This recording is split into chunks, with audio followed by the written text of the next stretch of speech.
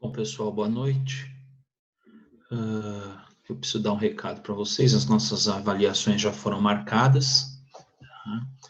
Então, nós vamos em aula até o dia 4 de junho. 4 de junho, na realidade, é uma quinta-feira, e começa, as avaliações no dia 4. Então, nós vamos em aula até o dia 3, na quarta-feira, 3 de junho. Tá? A partir do dia 4, entramos em período de provas, de avaliações. A nossa prova está marcada para a primeira segunda-feira depois do dia 4, que seria no dia 8, então. Dia 8 de junho, uma segunda-feira. Eu vou disponibilizar os artigos, trabalhos, questões e afins uma semana antes no material didático. Tá? E vocês deverão entregar tudo pronto no dia 8, pelo e-mail que eu vou determinar, não é o mesmo e-mail que vocês mandaram os outros trabalhos, tá? Mas vai ser pelos e-mails que eu vou determinar, né? E vocês terão o dia 8 para entregar, só no dia 8, às 19 às 20h40. Nem antes, nem depois desse horário, tá? Vai ser no dia 8, que é o dia da nossa avaliação, das 19 horas às 20h40. Quem perdesse para... posso mandar no domingo? Não, se mandar no domingo vai ficar com zero, tá? Com nota zero. Posso mandar às 9 horas? Não, se mandar às 9 horas da noite, foi fora do prazo, vai ficar com zero também. Tá? Então, eu só vou aceitar trabalhos das 19 às 20h40 no e-mail que eu for determinar para vocês. Tá? Por que isso? Porque eu ainda estou recebendo trabalhos. Ainda tem gente mandando trabalho em e-mail pessoal, mandando trabalho pelo WhatsApp, e na P2 eu não vou ficar, né, nesse tempo todo corrigindo trabalhos, tá? Então, quem entregar o trabalho no dia 8 vai ter nota. Quem não entregar, na semana seguinte nós teremos, naquela semana do dia 22 ao dia 30, nós teremos substitutivas e exames. Quem não entregar nesse prazo vai fazer uma prova oral no Zoom comigo, tá? De exame, valendo nota, valendo de 0 a 10, uma prova oral da matéria inteira, uma vez que é exame, tá? Então, Fernanda, por favor, abra o seu microfone.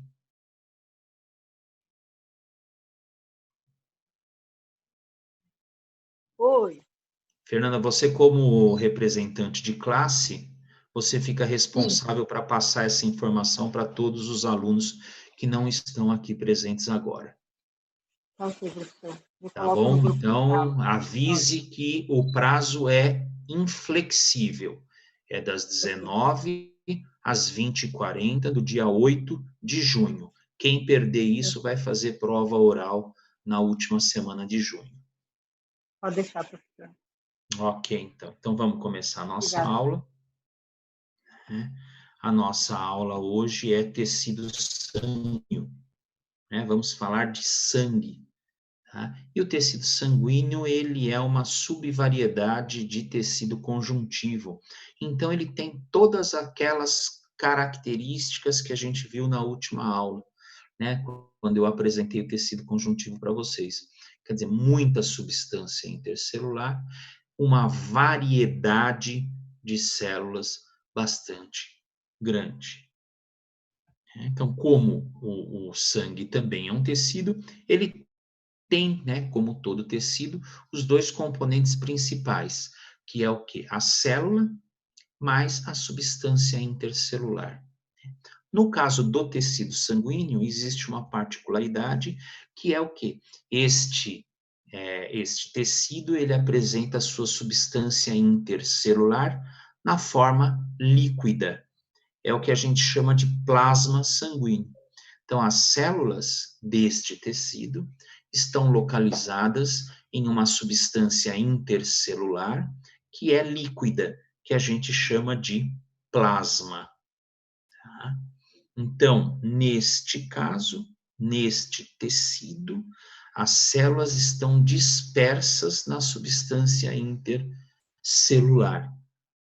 E aí cada célula também tem a sua característica e tem a sua função específica que a gente vai ver agora, a partir de agora. Tá? Então, nós temos o sangue como um tecido que tem diversas funções. Né? A primeira delas é a de defesa. Né? Nós temos células de defesa no nosso sangue que atuam no combate a bactérias, a vírus, a corpos estranhos. Né? Então, nós temos os leucócitos, que são as células de defesa do sangue, dando, né, como uma das principais funções do tecido sanguíneo, ou, né, o fato dele ser um tecido que gera defesa. Além disso, o tecido sanguíneo ele serve de transporte, né? Transporte de oxigênio, transporte de metabólitos, transporte de hormônios também. Além de defesa e de transporte, ele também serve, né, de equilíbrio, né, equilíbrio de troca de calor. Né? O sangue ele dispersa calor, ele leva calor até os nossos órgãos e tecidos. E além disso, né, ele regula o equilíbrio osmótico dos nossos tecidos. Quando eu tenho muita substância, né, muitos íons em alguns tecidos, esses íons ganham a corrente circulatória e são levadas até os rins para que haja a eliminação desses íons, para que haja o controle, né, da quantidade de íons, da quantidade de água nos nossos tecidos. Tá? Então, o sangue ele tem diversas funções aí.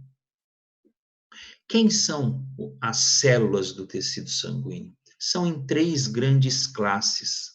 Né? São os eritrócitos, que a gente chama de hemácia, são os leucócitos, que a gente chama de glóbulos brancos, e são as plaquetas, que não são células. Né? As plaquetas, conforme nós vimos na aula de fisiologia do ano passado, elas são fragmentos do citoplasma de uma célula chamada de megacariócito e que fica localizada na medula óssea e que constantemente libera fragmentos do seu citoplasma na corrente circulatória. As plaquetas, elas não são células e elas estão envolvidas no processo de coagulação sanguínea. Então, vamos começar falando das hemácias ou eritrócitos. As hemácias são células que não contêm núcleo. E por causa disso, por não conterem núcleo, elas não têm uma vida muito longa no nosso sistema circulatório. Uma hemácia dura, em média, 120 dias. É o tempo de vida útil que ela consegue fazer o transporte de oxigênio e de CO2. Após esse tempo, 120 dias, as nossas hemácias elas são destruídas no baço. E o ferro que tem dentro dela é usado pelo nosso fígado para poder, né, armazenar o ferro no nosso organismo. Então, a hemácia, ela é, além de ser anucleada, além de viver pouco, né, em comparação a uma célula só 120 dias, elas têm dentro dela uma proteína chamada de hemoglobina. E esta proteína, hemoglobina, ela se liga ao ferro e ao oxigênio, né, levando estes componentes ao longo dos nossos sistemas circulatórios, né, através das veias, das artérias. Então, a hemoglobina, ela se liga ao oxigênio e se liga ao CO2, né, através de um radical chamado de radical M, que está, né, dentro da molécula de hemoglobina. Em condições normais, essas hemácias elas ficam dentro do sistema circulatório. Elas não fazem diapedese, elas não são eliminadas dos vasos para os tecidos, como os leucócitos são, né, que a gente já viu lá no processo inflamatório. Então, vamos falar um pouquinho sobre elas. elas, este formato aqui, ó, né, elas são um disco bicôncavo, tá? Tem duas concavidades.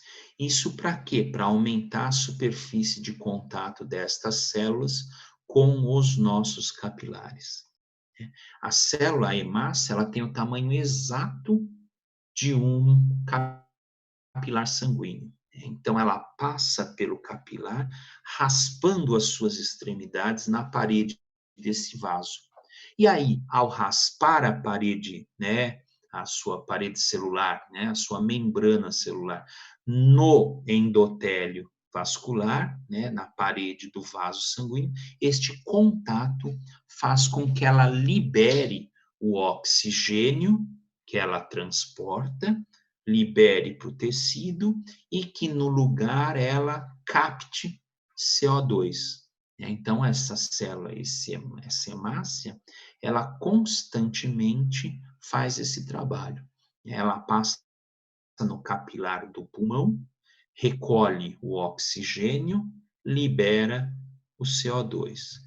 Vai para os tecidos, quando passa por um capilar tecidual, ela libera o oxigênio e capta o CO2. E aí ela fica constantemente realizando esta função de troca de oxigênio. Nós temos uma concentração aproximada de 4 a 6 milhões, dependendo se somos homens ou mulheres, né?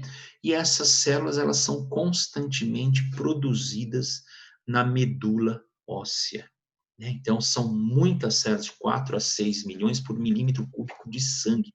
Então, é muita hemácia que a gente tem no sistema circulatório, tá? E aí, o que acontece? Essas células são constantemente produzidas na nossa medula óssea, né? Como elas também têm uma vida curta, elas precisam estar em grande quantidade no sangue circulante. Tá? E dentro dela existe a proteína que eu falei para vocês, que é a hemoglobina, tá? Que é conjugada com o ferro, né? E em 4 subunidades, né, ela carrega um oxigênio ou um CO2. Tá? Então, uma hemácia ela é capaz de carregar 4 moléculas de oxigênio ou 4 moléculas de CO2, dependendo, né, se ela está passando no tecido ou se ela está passando lá nos capilares do meu pulmão. E aí, olha só, né? Então, a minha hemoglobina tem dentro dela, a minha hemácia tem dentro dela a molécula de hemoglobina. Tá? E cada molécula de hemoglobina tem a capacidade de se ligar a 4 oxigênios ou 4 CO2. Né? Então, esse oxigênio e esse CO2, eles se ligam, né, ao tal do radical M, ao ferro, tá? E aí quando eles passam no tecido, se o tecido necessita de oxigênio, ela libera o oxigênio para o tecido e retira o CO2. Quando ela está lá no pulmão, a oferta de oxigênio é maior, ela libera o CO2 e se fixa com o oxigênio e fica durante 120 dias fazendo este tipo de troca.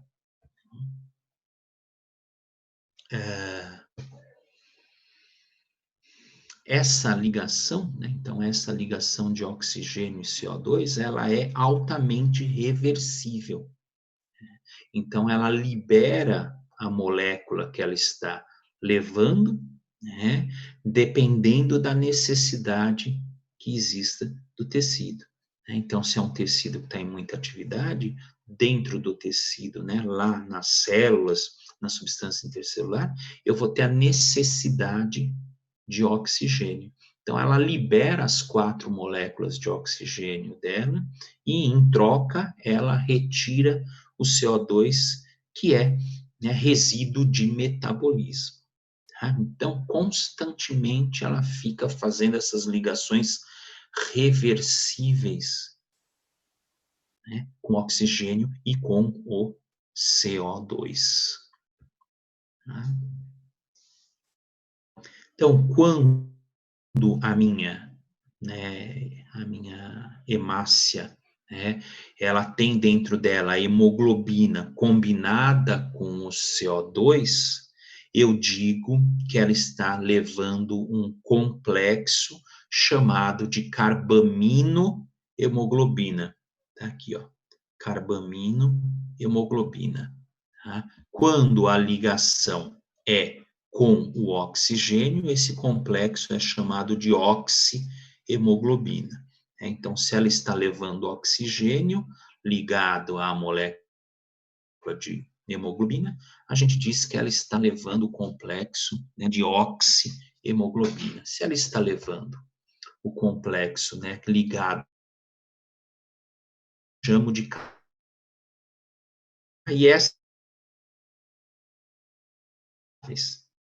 porém, porém, é, a hemácia, ela tem a capacidade de formar ligações estáveis e indissolúveis com o monóxido de carbono. Então, o dióxido de carbono é reversível, o oxigênio é reversível. Porém, se esta hemácia se ligar a uma molécula, ou no caso, né, a 4 moléculas de monóxido de carbono, ela não vai mais transportar nenhuma outra molécula. Ela se liga ao monóxido de carbono e forma uma ligação indissolúvel, irreversível. Isso faz com que a minha molécula, né, o meu oxigênio, minha molécula de oxigênio, não chegue até os tecidos. Tá? Então, uma das principais fontes de monóxido de carbono são os automóveis, né? São os motores a combustão, aí motor a diesel, motor a álcool, motor a gasolina. Né? Por isso, quando vocês sobem a serra, dentro dos túneis tem aquele recado, né, da Ecovias, em caso de congestionamento, desligue o motor. Tá? Porque senão vocês ficam, né, respirando aquele monóxido de carbono, o monóxido de carbono vai se ligando à hemoglobina das hemácias, e aí você começa a perder oxigenação. Se você ficar muito tempo, né, parado dentro de um túnel e os carros com o motor ligado, você começa a ficar tonto por causa da falta de oxigenação e pode até perder a consciência nessa hora. Tá? Isso porque esta ligação com o monóxido de carbono é irreversível.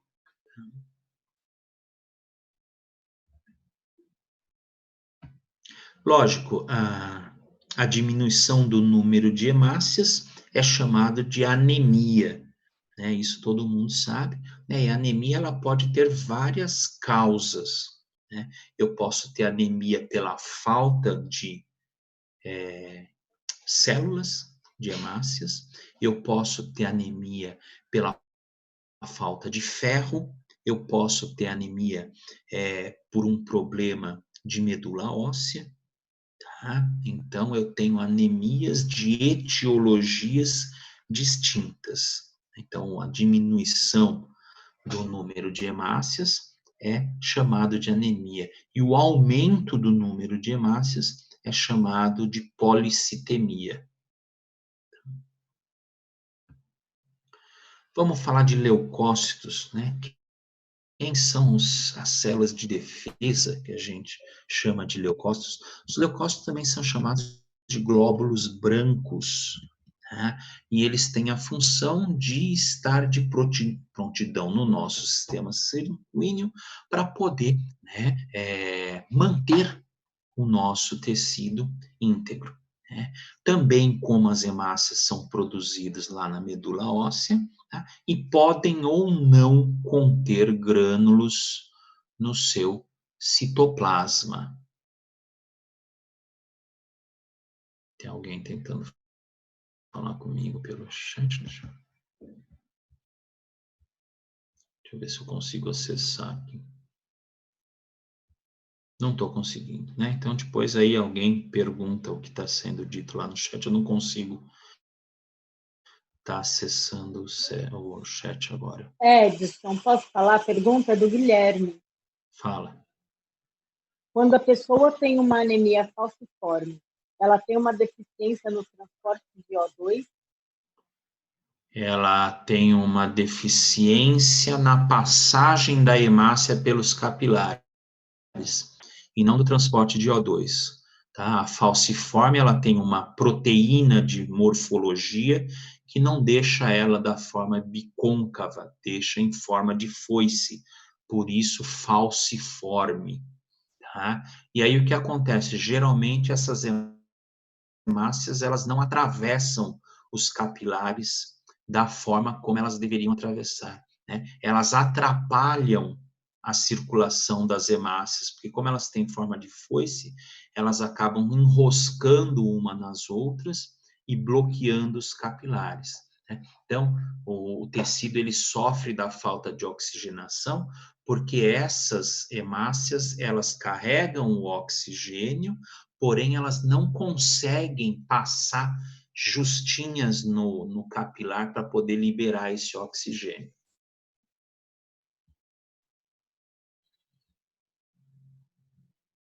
Respondi, Guilherme? Tá. Então, olha aí, vamos voltar lá a falar dos nossos leucócitos. Tá? Então, os nossos leucócitos são células de defesa chamadas de glóbulos brancos, que podem ou não ter grânulos dentro do citoplasma. Se eles tiverem grânulos, eles vão ser chamados de leucócitos granulócitos. Tá? Granulócitos. Isso quer dizer que a célula tem grânulos dentro dela, dentro do citoplasma. E esses grânulos, eles têm as suas funções, que a gente já vai ver, né? Então, quem são os leucócitos granulócitos? São os neutrófilos, os eosinófilos e os basófilos. Tá? Neutrófilo é um velho conhecido de quem já teve a curiosidade de olhar um exame de sangue, né? Os neutrófilos, eles são dos leucócitos, né, as células mais abundantes no nosso sangue, né? E eles também são chamados de polimorfonucleares. Poli, vários, morfo, formas, nucleares vem de núcleo, tá? Então, essas células, elas apresentam diversos tipos diferentes de núcleo, dependendo da idade que elas têm na corrente circulatória, né? São células grandes, arredondadas, e que podem apresentar, né, no seu núcleo, o núcleo ele não é redondinho, ele é em forma de bastão, né? E ele pode apresentar de 2 a 5 desses bastões, formando um núcleo, né? A gente chama esses bastões de lóbulos, né? Então, células jovens têm menos lóbulos, células maduras normalmente têm 3 lóbulos, e células mais idosas, né, mais velhas, elas apresentam 4 ou 5 lóbulos. Vou pôr uma imagem aqui, olha aqui, ó. Então, este aqui é um neutrófilo, e ó, esse aqui é um neutrófilo maduro. Por quê? Porque ele tem 1, 2, 3 lóbulos. Este aqui é um neutrófilo já velho. Por quê? Porque ele tem mais de 3 lóbulos. Dá para ver aqui, ó, 1, 2, 3, 4, 5 lóbulos. Tá? Mas são células, né, que normalmente apresentam 3 lóbulos e são chamadas de três, lobuladas. Tá? Os grânulos no seu interior, eles no caso do neutrófilo, eles são grânulos que têm a capacidade de combater micro-organismos. Tá? Eles são grânulos que têm lisossomos, né, que são grânulos de lisossomos, que contêm enzimas dentro, né? E o neutrófilo ele é uma célula que é especializada ao combate de bactérias. Então, se eu tiver uma bactéria no meu organismo, eu vou ter um aumento do número de neutrófilos na minha corrente circulatória. Por quê? Porque essas células, esses neutrófilos, eles vão tentar combater essas bactérias, liberando as suas enzimas em cima delas. Tá? Então, essas enzimas que tem dentro dos neutrófilos, elas podem ser bactericidas, então bactericida é que mata a bactéria, ou bacteriostáticas, que bloqueia o crescimento e a multiplicação dessas bactérias, desses micro-organismos. Tá? Então, a gente tem aí o neutrófilo como uma célula granulócita, que tem dentro dele grânulos, tá? Que se coram pela cor azul, por isso é que eles são chamados de grânulos azurófilos, tá? E que tem dentro desses grânulos uma série de substâncias, de componentes que têm a ação, né, de ou matar as bactérias ou de bloquear o seu crescimento. Né? Então, quando eu olho, né, num exame de sangue, uma neutrofilia, que é o aumento do número de neutrófilos, eu posso, né, tirar uma conclusão de que este paciente está com um processo infeccioso bacteriano. Então, neutrofilia é o aumento do número de neutrófilos e neutropenia é a queda do número desses neutrófilos. Tá? Um quadro bastante interessante é que quando o paciente está com uma infecção muito grande por bactéria, né, quando ele está com uma bacteremia muito grande, tá, estas células aqui, elas começam a ser jogadas na corrente circulatória na forma imatura. Então, num indivíduo normal, a nossa medula, ela produz o neutrófilo, espera ele amadurecer e joga na corrente circulatória. Quando o paciente ele tem uma grande carga bacteriana no organismo, essas células, elas precisam, né, combater muito.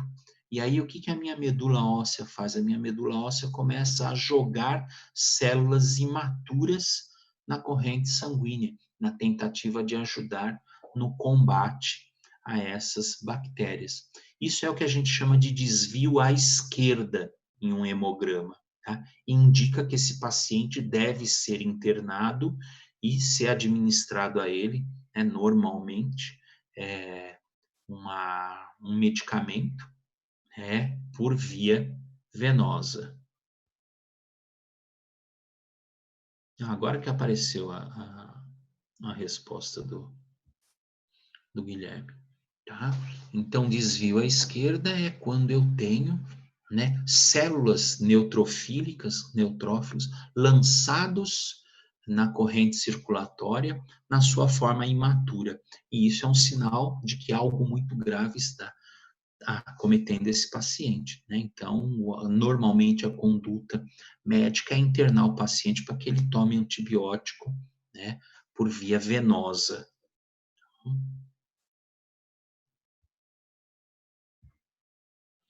Eosinófilos também apresentam grânulos no seu citoplasma, tá? Porém, eles apresentam 2 lóbulos só. Né? Então, eles são de 2 lobulados. Tá? E essa célula, ela é uma célula extremamente importante porque ela indica processos alérgicos.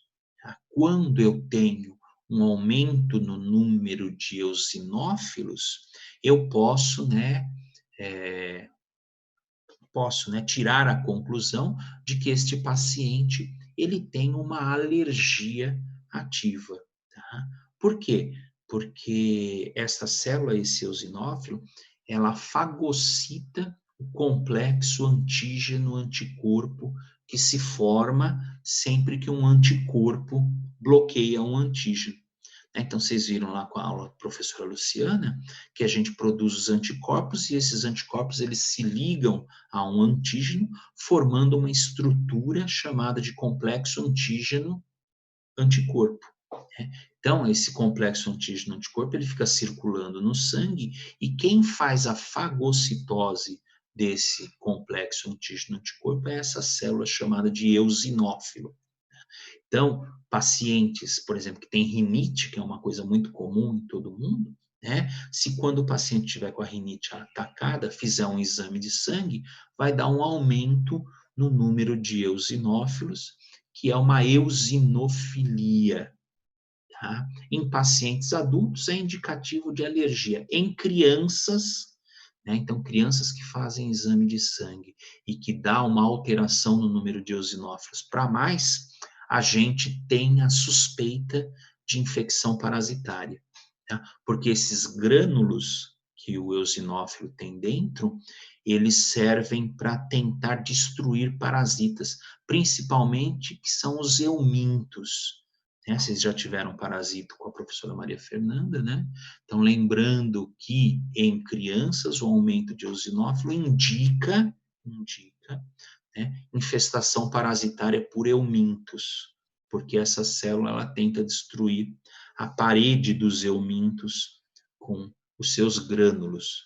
Tá? Então, o aumento do número de eosinófilos é uma eosinofilia, e a diminuição do número de eosinófilos é uma eosinopenia.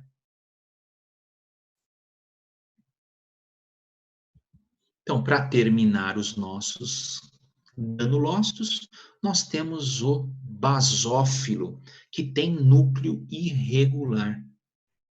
Tá? Esses basófilos, eles têm, né, dentro do seu citoplasma, dentro destes numerosos grânulos, dá para perceber aqui, ó, né, por essa imagem, que olha, isso aqui é uma hemácia, tá? E este aqui é um basófilo. Eles têm dentro, né, desses grânulos substâncias que são a heparina, a histamina e fatores que são pró-inflamatórios, né, que a gente chama de fatores quimiotáticos. Tá? Então, quando eu tenho um processo inflamatório, é a mesma coisa que o mastócito que a gente viu na aula passada. Só que o basófilo está na corrente circulatória. Tá? Ele tem heparina, tem histamina. Heparina faz com que o sangue fique mais fluido, a histamina causa uma vasodilatação, e esses fatores quimiotáticos eles servem para chamar células de defesa para o local onde eu tenho um processo inflamatório. Né? Então, no caso aí, a minha basofilia, que é o aumento do número de basófilos, está relacionada a um processo de inflamação. Tá? E também existem algumas literaturas que correlacionam o aumento do número de basófilos com certos tipos de tumores. Tá? Mas não é, né, sempre que isso acontece. Tá? Então, às vezes eu tenho uma basofilia porque realmente eu tenho um processo inflamatório e eu preciso mais dessas células para ajudar na vasodilatação, no aumento da permeabilidade, uma vez que eles têm heparina, histamina e fatores quimiotáticos. Né? E a diminuição no número dessas células é chamada de basopenia. Então, tudo que é penia é diminuição, tudo que é filia é aumento. Né? Neutropenia, eosinopenia e basopenia. E aí, filias, né? Eosinofilia, neutrofilia e basofilia, é o aumento da substância, da quantidade desses constituintes celulares. Tá? Eu vou dar uma pausa aqui, vou abrir para dúvidas, porque faltam 2 minutos e meio, e aí depois eu vou voltar com o mesmo convite da reunião para a gente ver os agranulócitos, que são, né, 2 células, então rapidinho a gente termina eles, mas eu vou abrir para perguntas agora. Vamos lá? Professor, diga, Ana. o senhor disse que eosinofilia em criança é por infecção parasitária. Em adulto... Indicativo. Isso. Em adulto... Tem que fazer o exame de fezes. Quando indica alergia em adulto, também se chama eosinofilia? Também. Ah, tá. Eosinofilia é o aumento no número de células. Não importa se é na criança ou se é no adulto, né? A interpretação da eosinofilia é que difere no grupo estudado. Entendi, obrigada. Nada.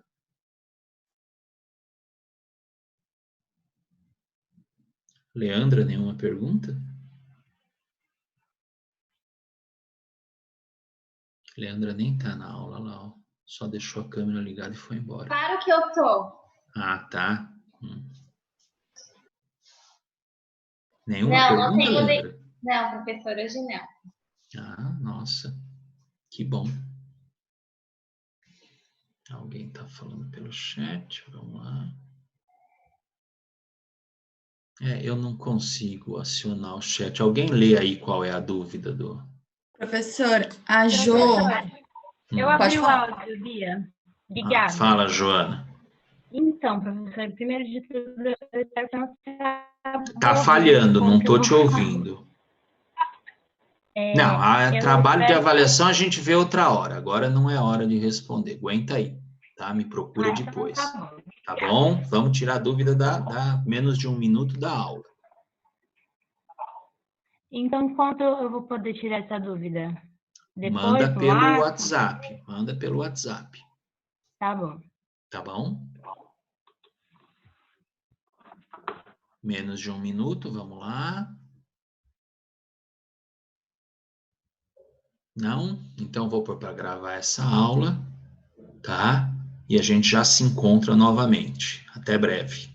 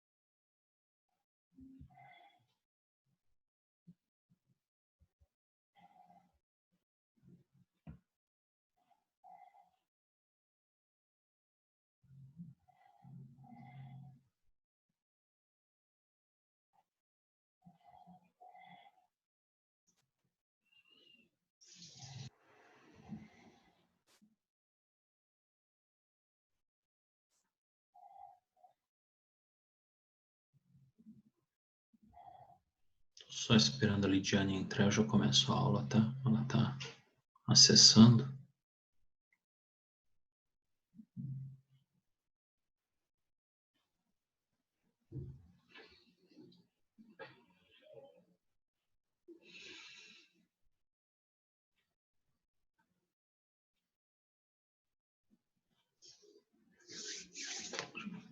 Acessou. Bom, então vamos lá. O senhor sabe dizer por que de uma molécula de oxigênio que é estável consegue fazer ligação com o ferro na hemoglobina? Por que quimicamente? É isso que você está perguntando, Guilherme? Não, pergunta para o Pandini. Pandini que é aqui. Pergunta para... Cadê a Leandra? Cadê a Leandra? Leandra? Ó, tô achando que a Leandra liga a câmera e vai embora. Tá vendo? Como a gente pega aí, ó. Tá? Pergunta para Leandra. Tá? Ela não é lá o negócio da química lá, pede para ela ver isso aí para vocês. Por que especificamente faz ligação estável? Não faço ideia. Tá? Então vamos lá, vamos continuar com o nosso tecido sanguíneo. Tá? Então, terminamos todos os granulócitos. Vamos falar agora nos agranulócitos. A é prefixo de negação. Tá? Então, agranulócito é sem grânulos, né? Que são duas células só que são agranulócitas, que são os linfócitos, que aí se subdividem em linfócito T e linfócito B. A Leandra está entrando agora lá. E os monócitos. Tá? Então, são duas classes de células que não têm grânulos dentro delas. Então, os linfócitos são aquelas células de defesa que estão envolvidas no combate a vírus. Neutrófilo é a bactéria e o linfócito é combate a vírus. Tá? Os linfócitos, eles têm esta aparência aqui, ó, desse esquema. O citoplasma é quase que completamente ocupado pelo núcleo. Tá? Então, é um núcleo grande, elas regulam em tamanho com as hemácias, tá? Mas elas se diferenciam dessas porque elas apresentam núcleo. Tá? E o núcleo ele é bem grande, bem desenvolvido aqui. Tanto o linfócito T quanto o linfócito B, eles são morfologicamente parecidos. Eu não tenho como distingui-los numa lâmina, né, de um esfregaço sanguíneo. Tá? Então, por exemplo, este aqui que está apontado com a seta, eu não sei dizer para você se é um linfócito T ou se é um linfócito B. Teria que fazer reações químicas, porque eles diferem nas proteínas de membrana. E aí daria para saber. Mas morfologicamente a gente diz que é um linfócito. Tá? E eles trabalham no reconhecimento de moléculas estranhas. Tá?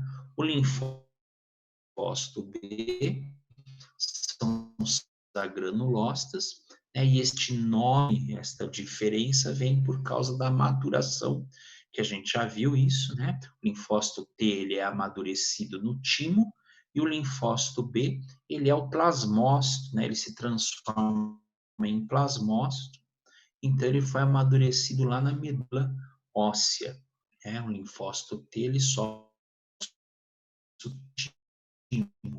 tem ursa, que é um órgão semelhante ao timo, porém presente em aves. Então, o linfócito B foi descoberto em aves primeiro, e ele recebeu esse, né, nome de linfócito B por causa da bursa que está aí,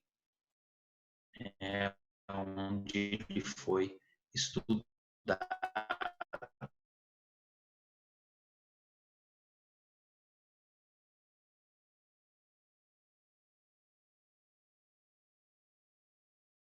Carga viral. Voltei, professor. Nossa, viajei, pensei que fosse voltar porque não teve pergunta, tá certo. A gente já estava falando mal de você aqui, Leandro. Tá? Você já tem lição de casa, o Guilherme vai te fazer uma pergunta para você estudar e responder para a gente depois, tá? O Guilherme disse que quer te dar trabalho hoje, tá? Como você é química aí, né? Quase uma professora, você estava escrevendo lá no Face. Não falei isso. Falou, estava lá escrito. Tava lá, não sou professora ainda, você escreveu assim, tá? Aí, olha lá, o Guilherme, ele tem uma pergunta para você, ó. Né? Por que que o oxigênio que é estável consegue fazer ligação com o ferro na hemoglobina, tá? Aí você estuda isso e responde para a gente na próxima aula, porque afinal quem manja de química é você e o Pandini, tá? Eu não. Professora. Então, se vira, negona.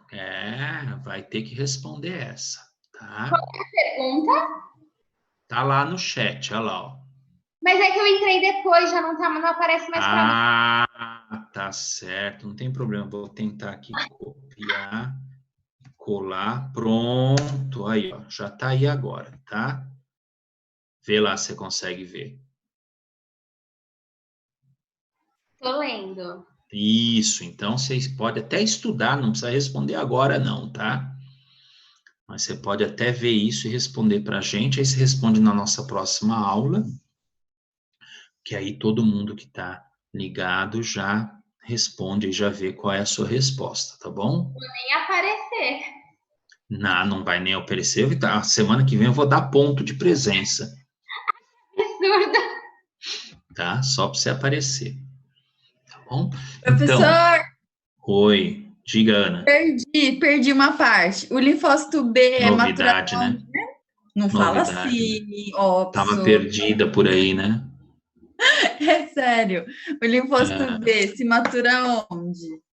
Medula óssea, Ah, muito obrigada. tá? E o T no timo. Então, nós temos aí como células de defesa e o aumento no número de linfócitos indica uma infecção viral, tá? É essa célula que o vírus HIV, né, se aproveita para replicar dentro dela. Como ela é uma célula de defesa, o vírus consegue se replicar sem ser atacado, tá? E o linfócito B, ele, quando há necessidade, ele se transforma em plasmócito, ele tem o contato com o antígeno, né, o reconhecimento, né, de antígenos, e quando há necessidade, ele se transforma em plasmócito e produz os anticorpos, né, que aí são lançados na corrente circulatória para combater esse patógeno, né? E aí, para terminar, faltam os monócitos. Os monócitos são muito fáceis de achar no esfregaço sanguíneo, porque são células muito grandes em comparação às outras células, né? E eles têm um núcleo em forma de feijão. Então, ou feijão ou ferradura, ou de rim, né, como o pessoal costuma chamar.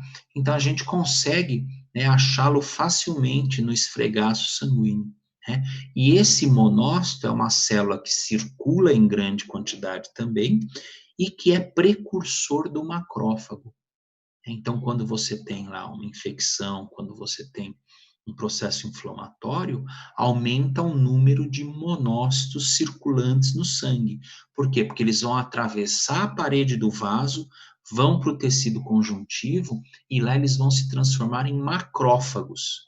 A gente chama os monócitos de macrófagos circulantes, porque essas células circulam via corrente sanguínea pelo nosso organismo, né? Então, por exemplo, quem tem tatuagem recente, né, tem um número de monócitos muito grande, porque aumenta a quantidade de macrófagos por causa da tatuagem, tá? Mas são células precursoras de macrófagos.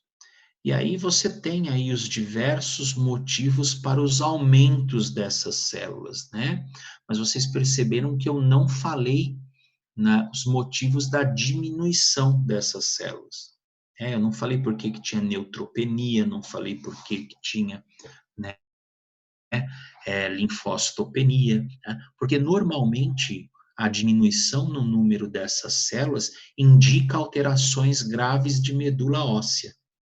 Tá? Então, se eu tenho a queda do número de neutrófilos, se eu tenho a queda do número de eosinófilos, e assim em cada uma dessas células que a gente viu, isso é indicativo, né, de alguma alteração que pode ser bastante séria na medula óssea.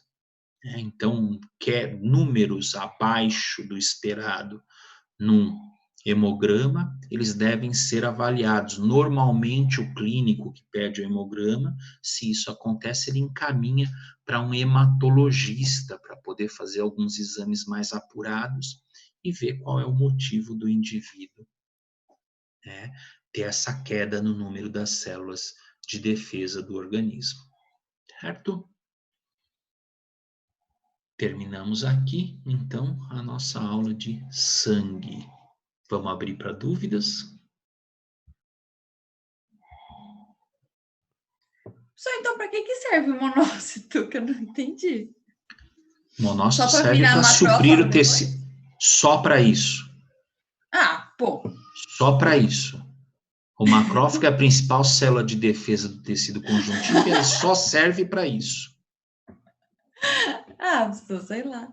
Tá certo. Volta a passear, Ana. Vai passear de novo. Vai. Mas não é? Ele vai virar um macrófago. Isso, ele é um macrófago circulante no sangue. Tá, muito obrigada. Boa Nada. noite. Para você também.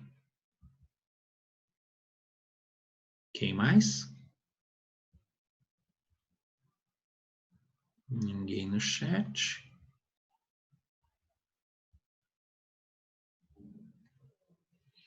Dou-lhe uma.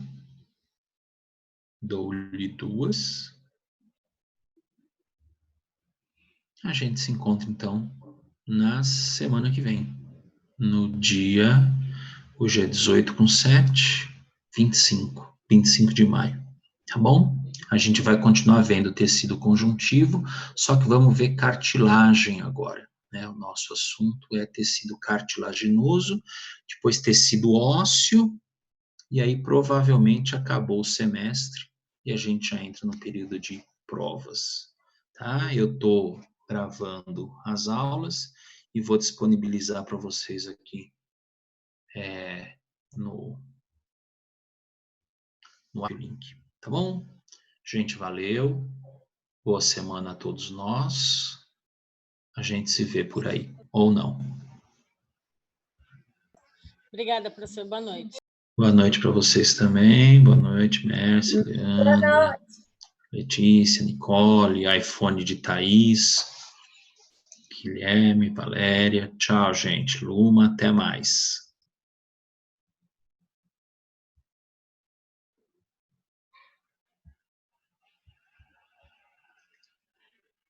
Stephanie, Larissa, boa noite.